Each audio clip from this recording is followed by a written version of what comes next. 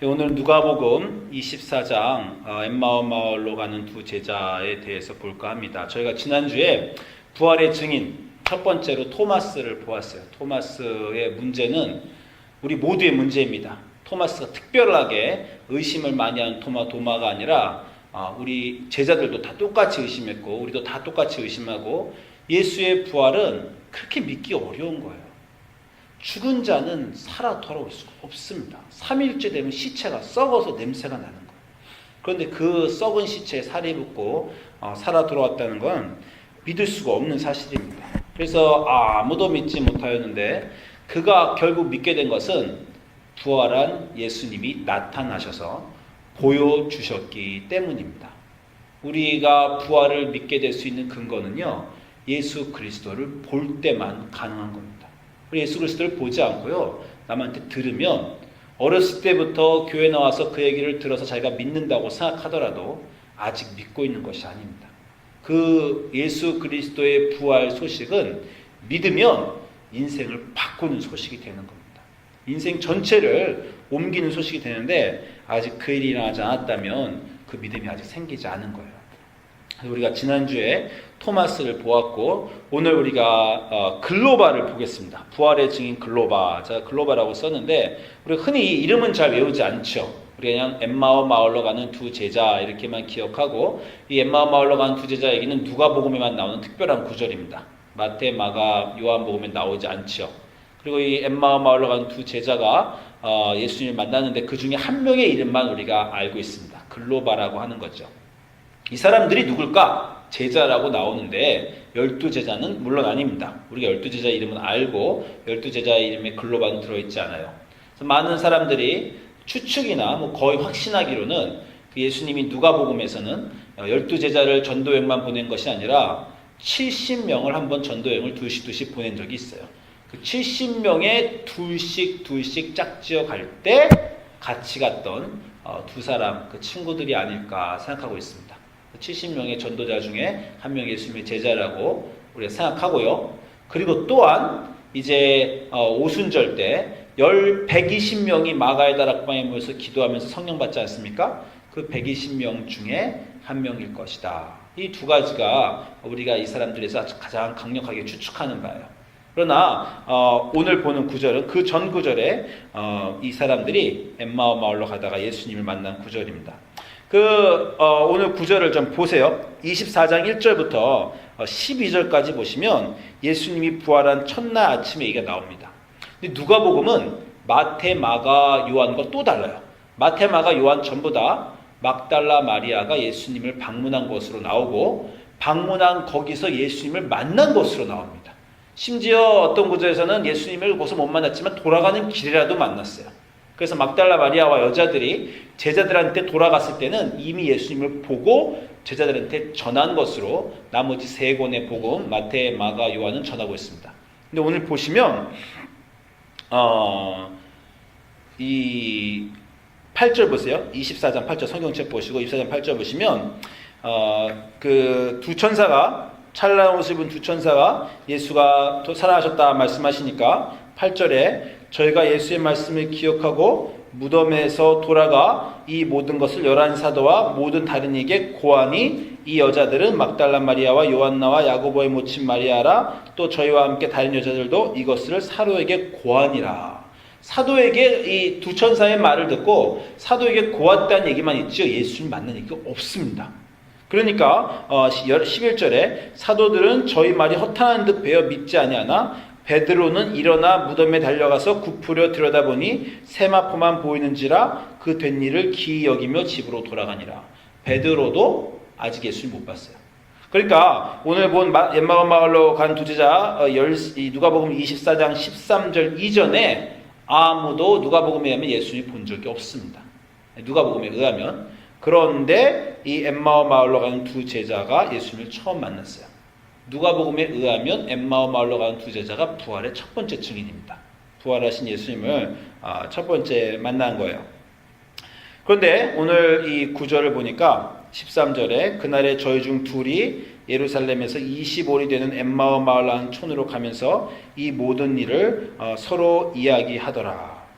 이 궁금한 게 있습니다. 이 막달라, 예수님을 가장 사랑했던 막달라 마리아도 아니고, 이 12 제자도 아니고, 이 누가복음에 하면 왜 이 별로 중요하지도 않고, 이때 말고는 이름이 한 번도 나오지 않는 이 엠마오마, 이 글로바와 그 친구를 예수님이 가장 먼저 만나 주셨을까? 이런 질문을 우리가 할 수가 있습니다. 여러 가지 이유가 있을 수 있는데, 제가 한 가지 추측하는 것은, 이 사람들도 성령을 받아야 돼요. 아까 말씀드린 대로 그 120명 속에 속해 있어야 됩니다. 예수님이 예루살렘을 떠나지 말고 기도하고 있어라. 그러면 때가 되면 성령을 주신다. 그리고 오순절 때 성령을 받잖아요. 이 사람들은 거기서 떠났어요. 예루살렘에서. 떠나서 엠마오 마을로 가고 있었습니다. 여기서 엠마오 마을로 가다가 예수님이 안 방문해 주시면 이 사람들은 계속 가는 거예요. 엠마오 마을 지나서 고향까지 갑니다. 이 두 명이 그 120명의 성령 받는 증인 안에 들어가지 못할 수가 있었어요. 한마디로 말해서 급박했습니다. 이 사람들을 예수님이 잃어버릴 것 같았어요. 다른 사람들은 그 예루살렘에 머무니까 방문도 하시고 보여도 주시고 성령도 부어주실 텐데 두 명이 떠나가려고 했다는 거예요. 그래서 제 생각엔 아마도 떠나가려는 사람부터 먼저 가서 붙잡으신 것이 아닌가 생각이 듭니다. 그렇게 생각하면 우리가 떠나가려고 그럴 때 예수님이 붙잡아 주실 거예요. 그죠? 예, 우리가 가만히 있을 때도 도와주시지만 우리가 타락하고 떠나가고 예수님 떠나갈 때 급하게 먼저 와서 붙잡아 주실 겁니다. 그리고 이 다시 15절 보니까 저희가 서로 이야기하며 문의할 때 예수께서 가까이 이르러 저희와 동행하셨다 이렇게 하는 거죠. 이 구절이 굉장히 중요한데, 자, 모든 부활의 증인은 예수님이 그들을 만나 주셨기 때문에 부활의 증인이 된 것입니다. 그들이 예수님을 만난 게 아니라 예수님이 그들을 만나 주신 거예요. 저희가 지난 시간에도 보았지만 도마도 그렇고 제자들도 그렇고 아무도 믿지 않고 있었는데 부활하신 주님이 그들을 만나 주셨습니다. 이게 너무나 중요해요. 우리가 예수님을 만나는 게 아닙니다. 우리가 열심히 교회 나온다고 예수님 만나는 게 아닙니다. 우리가 부모님 잘 만나고 우리가 신앙생활 잘해서 예수님 만난 게 아닙니다. 예수님이 우리를 만나 주셔서 우리가 예수님을 알게 된 것입니다. 제가 아까 우리 노래 부를 때 성령이 오셨네. 성령이 오셔서 우리가 예수님 믿게 된 거예요. 여러분 예수 그리스도를 믿으십니까? 예수 그리스도가 여러분의 구원자이심을 믿으십니까? 부활하신 주님을 믿으십니까? 여러분 예수님을 믿지 않는 사람보다 여러분이 얼마나 복된지를 알고 계십니까? 저는 가끔 가다가 아니 자주 생각해봐요. 어떻게 내가 이렇게 됐을까? 이렇게 잘 됐을까? 라고 생각해 보는 겁니다. 지난 시간 생각해 보면 정말 막대 먹은 적도 있었고 여기저기 굴러다닌 적도 있었어요. 제가 가끔 저희 집사람하고 나누지만 왜 그랬는지 저는 괴로웠어요. 20대 때는 우리 동네에 찻길에 중앙선, 노란선을 따라 걸어 다녔습니다. 차라, 나를 쳐라. 뭐 이런 생각이었던 것 같아요. 뭐 일부러 찻길 한가운데 있지는 않았지만 그냥 밤길에 괴로웠어요. 그냥 밤길에 중앙선을 따라 걸어 다닌 적도 있어요. 그때 몇 날, 며칠, 몇 달을 그렇게 했을 텐데 아무 차도 저를 안 쳤습니다. 참 하나님이 어떻게 보여주셨는지 뭐 차가 쌩쌩 달렸거든요. 제 옆에서. 빵빵거리고 지나갔습니다. 근데 보여주셨어요. 바다에 뛰어든 적도 있습니다. 바다 끝까지 갈 수 있는 데까지 헤엄쳐 간 적도 있어요. 돌아올 힘이 없어서 이제 죽는구나 생각한 적도 있습니다. 그때도 하나님이 도와주셨어요. 뭐 그때뿐입니까? 인생이 망가지는 여러 순간에 예수님이 계속 지켜주셨어요. 그렇게 지켜주셔서 내가 한 여자의 남편이 되고 세 아들의 아버지가 되고 내가 뭐 그렇게 잘하지 않지만 주위 사람들에게 아주 못하지 않는 이렇게 보통 사람이라도 되었다니 예수님이 나를 방문해 주셔서 만나준 것이 얼마나 소중한가 이런 생각을 제가 합니다. 여러분 아시지만 지난주에는 우리 교회에 위험한 일이 2건이나 있었잖아요. 카일이 거의 죽을 뻔해서 제니퍼의 손자가 숨이 멈췄다가 돌아왔고 그리고 연희의 조카는 끝내 한 달 만에 죽었습니다. 그런 일들이 세상에 있습니다. 우리 아이들이 언제 어떻게 됐을지 몰라요. 지난 10년, 20년 하나님이 지켜주시지 않았다면 그 아이들이 어떻게 우리가 지금처럼 이렇게 살 수 있었겠습니까? 예수님이 우리 삶에 방문해 주시지 않았다면 우리가 어떻게 놀라운 구원의 소식을 알며 이 구원의 기쁨을 알 수 있겠습니까? 예수님이 방문해 주셔서 그런 겁니다. 저희가 이 미션 트립 갔을 때 우리 교회 그 진아 남편 빙한테 간증을 하라고 그랬어요. 여러분 빙을 아시지만 빙은 참 문제아였습니다. 뭐 오토바이도 타고 사고도 많이 나고 뭐 별별 짓을 다 했어요. 자신 스스로도 10번 죽었어도 젊었을 때 이상할 일이 아닌 것이다. 불구가 됐어도 이상한 것이 아닌 것이다. 근데 본인이 미션 트립 가서 이 빙이 이렇게 성경을 많이 알지도 못합니다. 근데 인디안 학생들한테 가서 간증할 때 뭘 간증을 하겠어요? 그냥 이런 얘기 합니다. 어떻게 내가 이렇게 좋은 학교도 안 나오고 그렇게 문제아로 살았는데 어떻게 내가 이렇게 좋은 직장을 갖고 내 세 아이들이 건강하고 내가 이런지 정말 이해가 안 된다. 내 어머니의 기도 덕분이고 우리 예수님 덕분이다. 이렇게 간증을 했습니다. 여러분 기독교인들은 이 간증이 없으면 안 됩니다. 하나님이 나를 만나 주셔서 내가 이렇게 잘 됐지. 그렇지 이렇게 되지 못할 내가 이렇게 잘 됐지 않은 그 간증이 있어야 돼요. 어떤 사람이 인생을 잘 살고 착하게 살고 좋은 일을 많이 하고 그냥 모범생의 길을 걸어서 하나님을 내가 굳이 만나지 않았어도 내가 뭐 이렇게 크게 문제가 됐겠는가 하는 사람은요. 아직도 하나님을 제대로 만나지 못한 사람입니다. 여러분 심령이 가난한 자는 복이 있다 이렇게 말씀하시잖아요. 심령이 가난한 건 어떤 거냐면요. 마음에 빚진 자예요. 내가 하나님한테 빚졌지. 내가 예수님한테 빚졌지. 내가 예수님을 만나지 않았었으면 지금 이렇게 살 수가 없는 건데 이렇게 구원의 소식을 알며 이 기쁜 소식을 알며 내가 이렇게 살 수가 없는 것인데 다 하나님께 내가 빚졌지. 이 빚진 마음으로 사는 사람 주님이 오셔서 내 인생을 구원해 주셨다고 사는 사람 그런 사람들이 심령이 가난한 자입니다. 그런 사람들은요 대부분 인생의 실패도 경험해보고 아주 아픈 순간을 경험해봤어요. 그 아프고 실패한 순간을 경험해봤기 때문에 힘든 순간을 경험해봤기 때문에 지금 이렇게 고쳐주신 주님께 감사하는 겁니다. 그래서 성경에서 먼저 된 자가 나중되고 나중된 자가 먼저 된 자가 하는 거예요. 이 세상에서 나중된 자, 실패한 자, 이 루저들, 인생이 괴로웠던 사람들이 하나님을 먼저 만나는 겁니다. 그 감사함이 마음속에 있는 거예요. 주님을 만나서 주님이 나를 찾아주셔서 내가 이렇게 된 것이 아닌가라고 하는 고백들이 있는 것입니다. 사도 바울도 고린도전서 15장 8절 보면 이 모든 사람들이 예수님을 만나고 예수님이 제자들도 방문해 주시고 여러 사람을 방문해 주셔서 그들로 예수님의 부활을 알게 해주시고 맨 마지막에 만삭이 되어 태어나지 못한 나 같은 자에게도 만나 주셨다. 고백을 합니다. 자기 태생부터 자기는 부족한 자란 고백을 하는 거예요. 난 정상인으로도 태어나지 못한 만삭도 되지 못해 태어난 나 같은 자도 예수님이 부활하셔서 만나 주셔서 내가 부활의 증인이 되었다라는 것입니다. 이 부활절 이 기간 동안 여러분이 가장 그걸 기억하시면 좋겠어요. 주님이 나에게 찾아와 주셨지. 나를 만나 주셨지. 감히 나 같은 것이 어떻게 예수님을 믿는 믿음이 내 마음속에 있을 수 있단 말인가. 주님이 주셨지. 성령이 아니고서는 주를 그리스도라고 고백할 수 없다라고 분명히 말씀하시는데 성령을 내게 주셨구나. 나도 모르는 사이에 이 세상에서 가장 소중한 선물인 성령의 선물을 나에게 주셨구나. 그 선물을 내가 받았구나. 이 기쁨이 있으시기 바라요. 여러분은 성령의 선물을 받은 사람들입니다. 집을 못 받았을지 모르고 차를 못 받았을지 모르고 자녀 복을 못 받았을지 모르지만 성령의 복을 받으신 하나님에 대한 부활의 믿음이 있는 성령의 복을 받으신 가장 소중한 인생의 복을 받으신 사람입니다. 그 기쁨을 여러분이 느끼시기를 원합니다. 글로바와 그 친구도 예수님의 방문이라는 놀라운 성문을 받았어요. 그걸 못 받았었으면 그냥 인생 거기서 끝나는 겁니다. 그냥 고향으로 내려가서 예수님을 그 전에 따랐건 말건 그 전에 예수님의 이름으로 기적을 행했건 말건 자기들은 아주 범인으로 또는 그냥 추억만 가지고 슬프게 살 사람들이었어요. 그런 사람들이 예수님을 떠날 순간에 예루살렘을 떠날 순간에 예수님이 급하게 찾아가셔서 만나 주신 겁니다. 이게 너무나 좋은 우리의 복음입니다. 우리 주님이 우리를 만나 주신 거예요.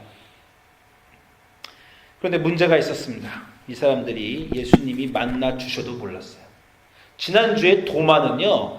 들어서는 몰랐지만 만나서는 안 사람입니다. 우리는 다시 말씀드리면 부활의 소식을 들어서는 알 수가 없어요. 부활하신 주님을 만나야 됩니다. 못 믿던 도마가 제자들이 예수님을 만나니까 믿었잖아요. 근데 이 사람들은 만나도 못 믿었어요. 만나도 못 믿었어요. 왜냐하면 그 눈이 가리워졌다라고 합니다. 16절에 저의 눈이 가리워져서 그인지 알지 못했다. 그 눈이 왜 가리워졌습니까? 17절에 두 사람이 슬픈 빛을 띠고 머물러 섰더라. 영어로는요, their face downcast, 얼굴이 낙심해서 고개를 숙였다는 겁니다. 여러분, 주님이 부활하시고 부활하신 주님을 여러분이 만나셨는데 우리 인생의 문제는 뭐예요? 주님이 방문을 안 해주셨다가 우리 인생의 문제가 아니고요.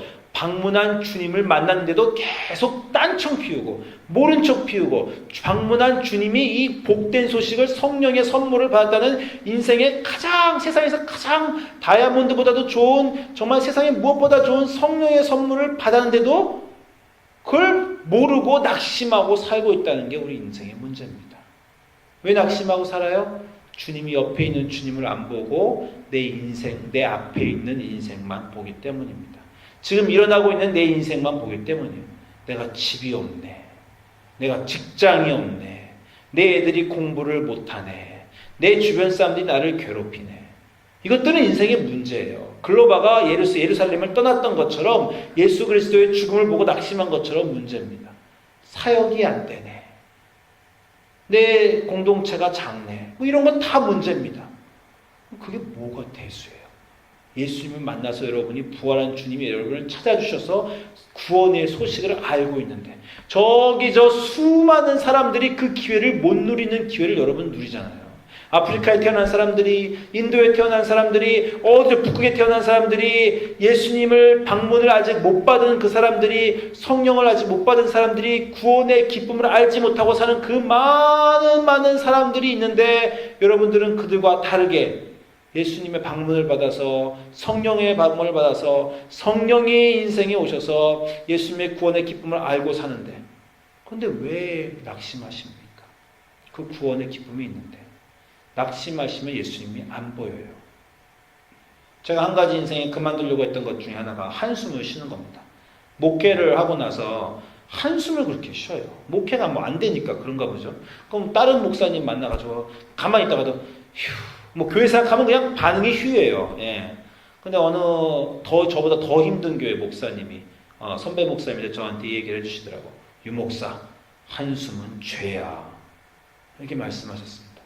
제가 그 말에 동의했습니다.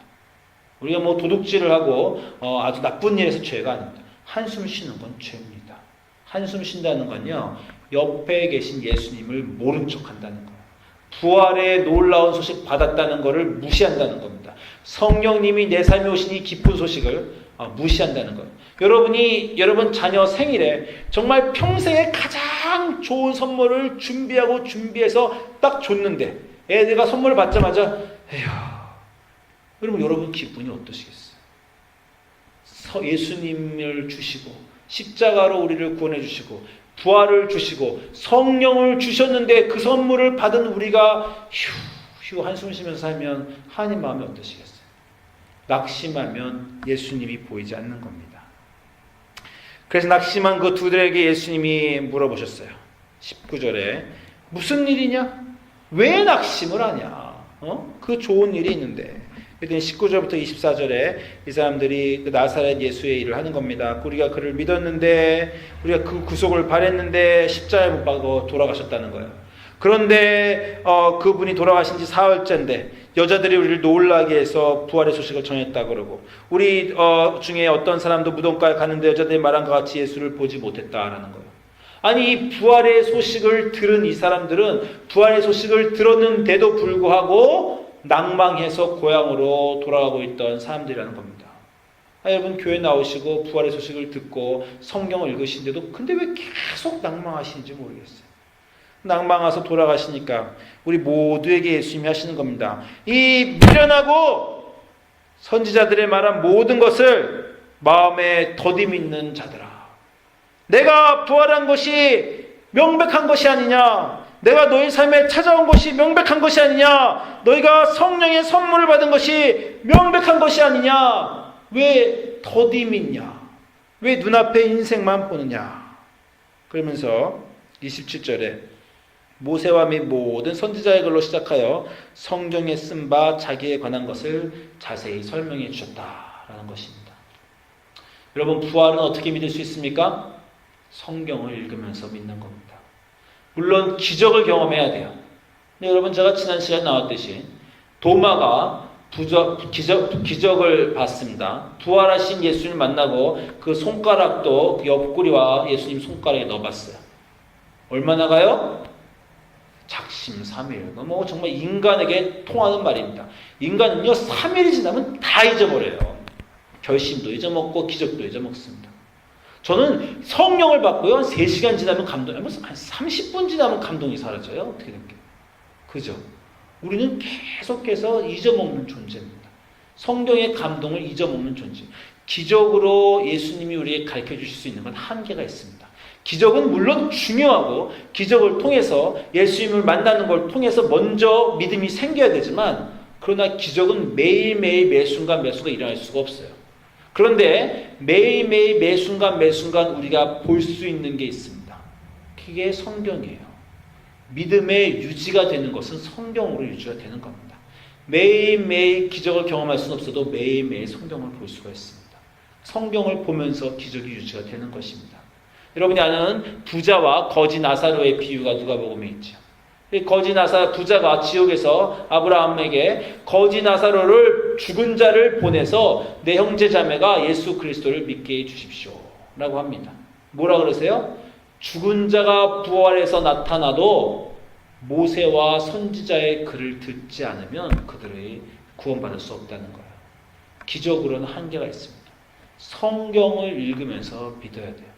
예수님이 거기서 짜잔 하고 나타나실 수도 있었어요. 도마에게 한 것처럼 그들의 비늘을 확 벗겨버리고 내 손가락을 보고 내 옆구리를 찔러봐라 이렇게 하실 수도 있었는데, 낭망에서 돌아가는 글로바한테는 그렇게 안 하십니다. 성경을 풀어주세요. 여러분, 인생에서 낭망했을 때, 실망했을 때, 이 부활하신 예수 그리스도의 소식을 들었는데도, 성령을 받았는데도 여전히 힘드실 때 성경을 피시고 읽으십시오. 거기서 예수님이 말씀을 해주십니다.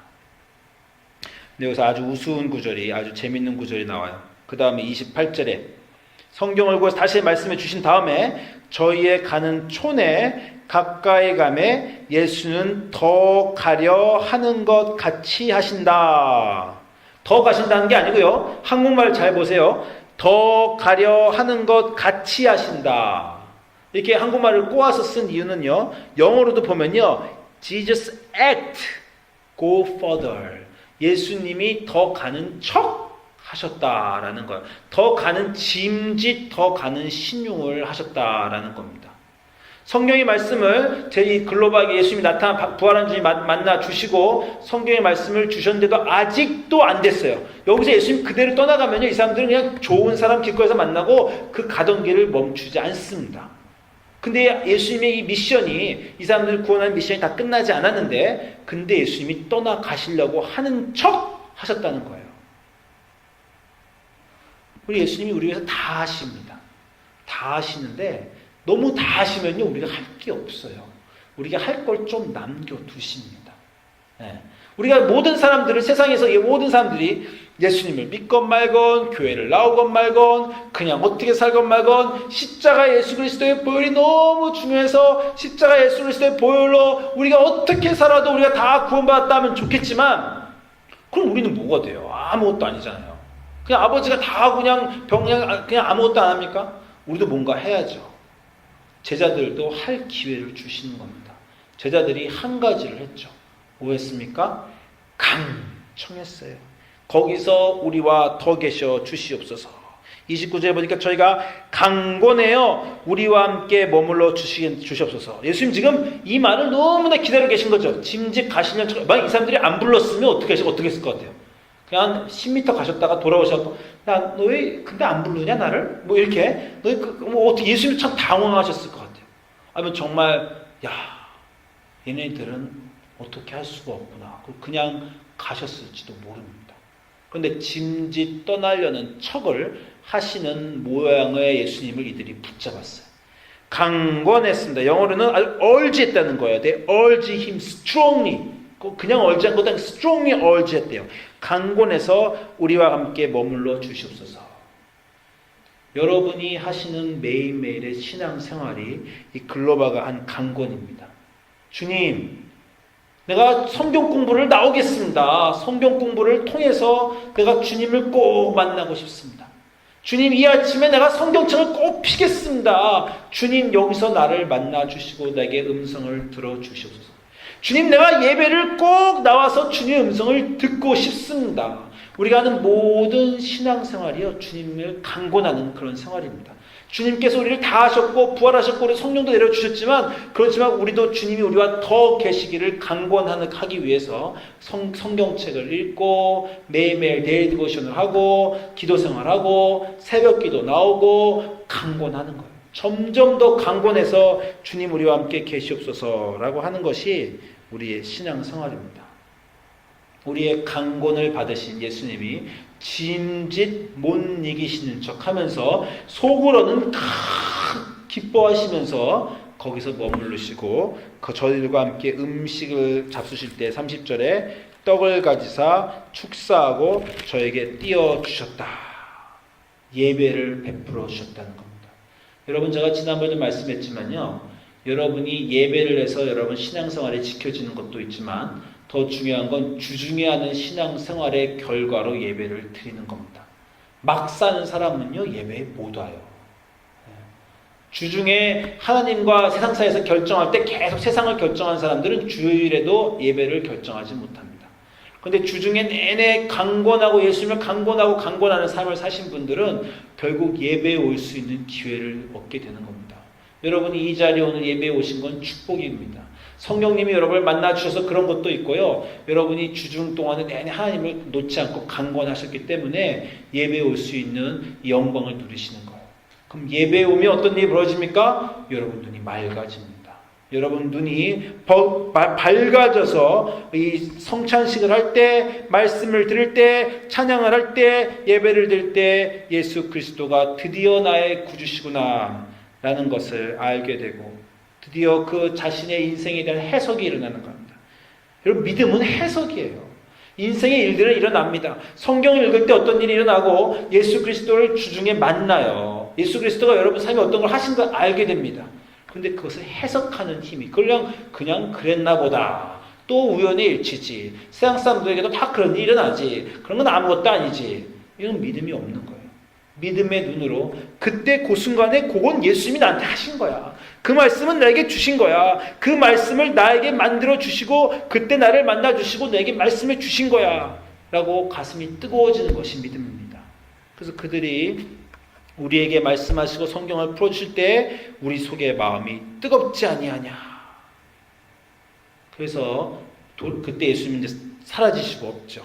그때 33절에 그 시로 그 사람들이 중요한 걸 합니다. 뭘 중요한 거래요?